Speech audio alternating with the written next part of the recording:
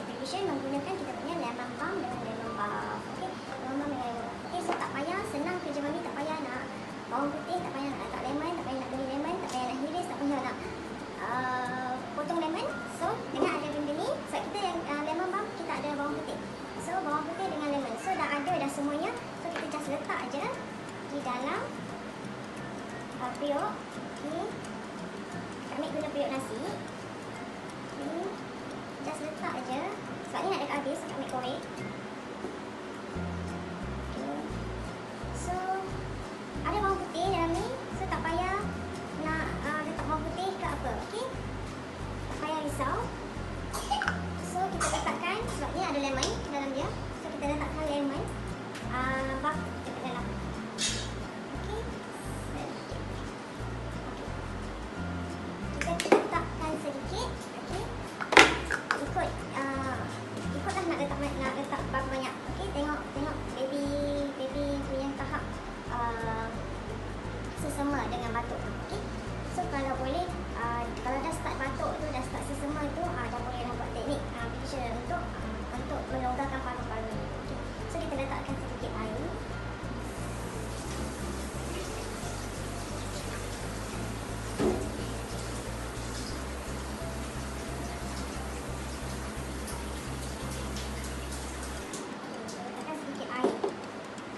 Kita dah jadi.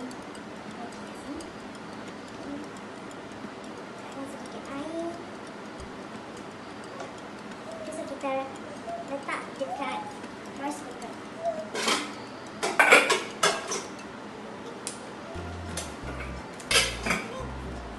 So tunggu dia mendidih. Okay. So senang kan? So sangat senang. So korang boleh buat dekat rumah. Boleh buat dekat rumah tengah malam, bila-bila pun boleh, sebab dengan ada ni kita senang. Kita ada garlic, dalam ada garlic, padu saudara dengan lemon.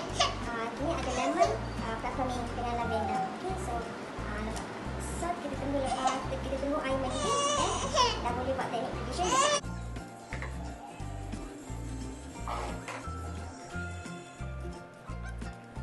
So ni dia dah mendidih.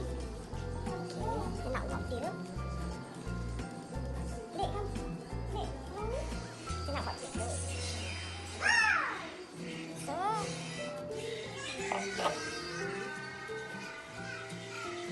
makan air dia. Dia pegang tangan tau.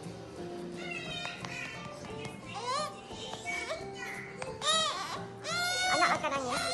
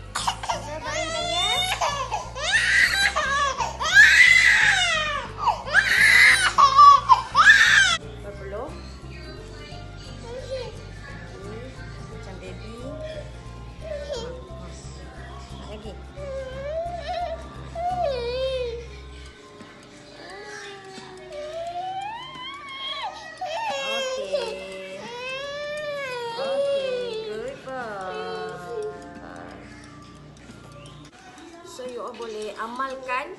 Okay. Sebab kalau baby awak setahun je okey lagi. Kalau baby dah macam besar sikit ni, susah sikit nak tepuk dia. So, bila tepuk belakang, so kedepankan dia, tepuk belah kiri, belah kanan. Tepuk dada dia kiri dengan kanan. Lepas tu buat 15 hingga 20 minit sampai hingus keluar. So dengan adanya lemon balm dengan lemon balm, so dah senang. So just letak dalam ni, just didihkan air je. Okey, selamat mencuba.